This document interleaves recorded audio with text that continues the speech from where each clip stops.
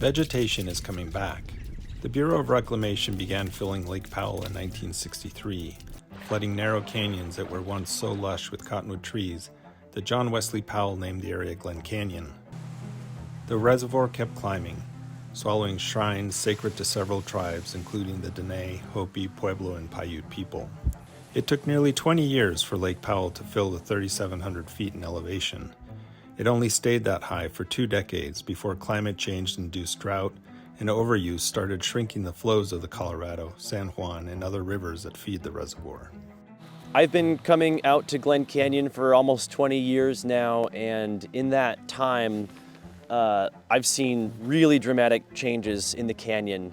I've seen side canyons come out of water, I've seen them go back underwater, and in recent years it's seemed like a more steady downtrend in the reservoir and a consistent emergence and recovery of side canyon tributaries and their ecosystems. In Davis Gulch, we walked up 2 or 3 miles of riparian habitat that is all under the full pool line of the reservoir.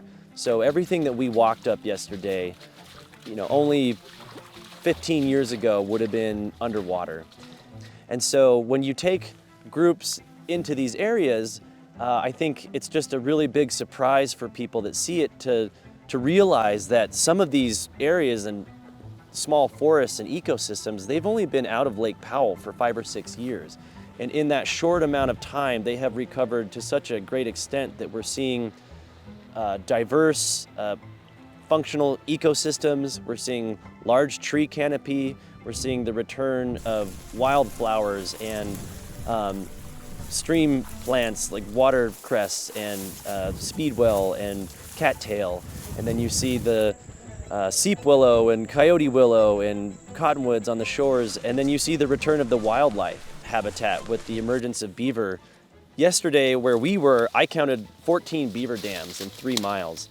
And I think that really stands out to people that work on the Colorado River, because some of the organizations that we were with yesterday, they work on projects to reintroduce beaver in other parts of the Colorado River Basin.